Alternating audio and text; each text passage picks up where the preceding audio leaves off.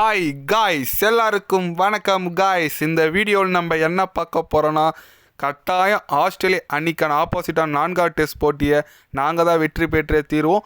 எங்களுக்கு இருக்கிறது கடைசி வாய்ப்பு இதுதான். கட்டாயம் இதை பயன்படுத்தி நாங்கள் தான் இந்த போட்டியை வென்றுவோம், சீரீஸை வெல்லுவோம் அப்படின்னு சொல்லிட்டு இந்திய அணியின் கேப்டன் ரோஹித் சர்மா பார்த்தீங்கன்னா ஆஸ்திரேலியா அணிக்கே சவால் விடுற மாதிரி பேசியிருக்காரு. அவர் என்ன பேசினார், ஏது பேசினார் சொல்லிட்டு வீடியோவில் டீட்டெயில்டாக பார்க்கலாம்.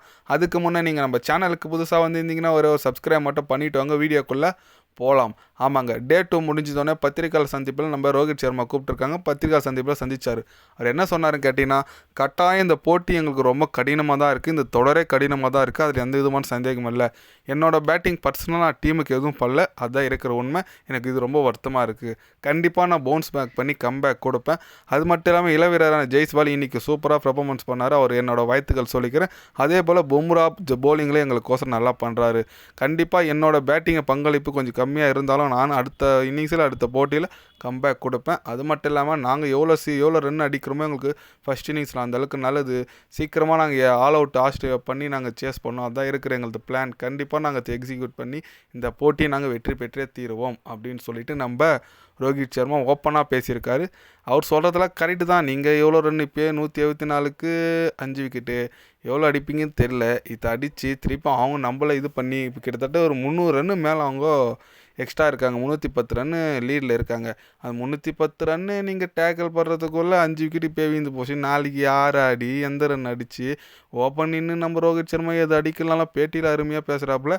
ஓகே, பட் ரொம்ப கொஞ்சம் ஒஸ்ட்டான ஒரு இது தான் போயிட்டுருக்கு இந்தியானோட பேட்டிங் சொல்லலாம். ஏன்னா 174 5 விக்கெட்டுன்னு நினைக்கும் போது கொஞ்சம் வருத்தமாக தான் இருக்குங்க. ஏன்னா ஒரு 250 300க்கு ஒரு 5 விக்கெட்னா ஓரளவுக்கு ஓகே. அடுத்து ஒரு 175 ரன் தான் பார்க்குது, நம்ம ஆளுங்க ஆடுவாங்கன்னு சொல்லலாம். எங்கே இப்போயே 5 விக்கெட் வீழ்ந்து போச்சு.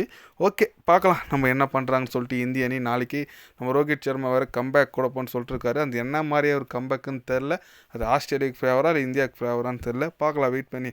ஆனால் இந்த போட்டி தோற்றா நம்ம காலிங்க, அவ்வளோதான். நம்ம அதோட இந்த ஐசிசி டெஸ்ட் சாம்பியன்ஷிப்னு சொல்லிட்டு ஒரு கோப்பை வேலைன்னு ஒரு கனவு இருக்குது பாருங்கள், அதெல்லாம் அதோட அடியோட மறந்துட வேண்டியதான். நம்மளுக்கு இந்த வாய்ப்பும் போயிடும் தோற்றா.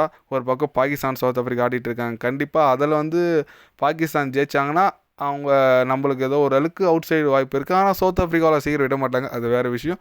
ஓகே, பார்க்கலாம், வெயிட் பண்ணி. ஆனால் எனக்கு நம்பிக்கை இல்லைங்க இந்தியா அணி இந்த சீரீஸ் ஜெயிக்குன்னு சொல்லிட்டு. நான் 6 வருஷமாக நல்ல ரெக்கார்டு வச்சுட்ருக்காங்க.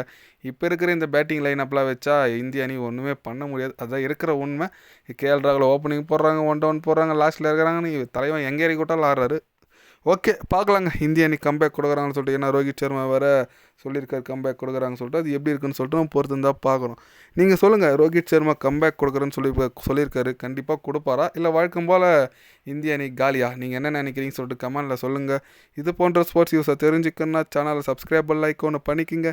கண்டிப்பாக கிரிக்கெட் பற்றி day by day channel update வரும். மறக்காமல் சப்ஸ்கிரைப் மட்டும் கொஞ்சம் பண்ணி வச்சுக்கோங்க. நன்றி, வணக்கம்.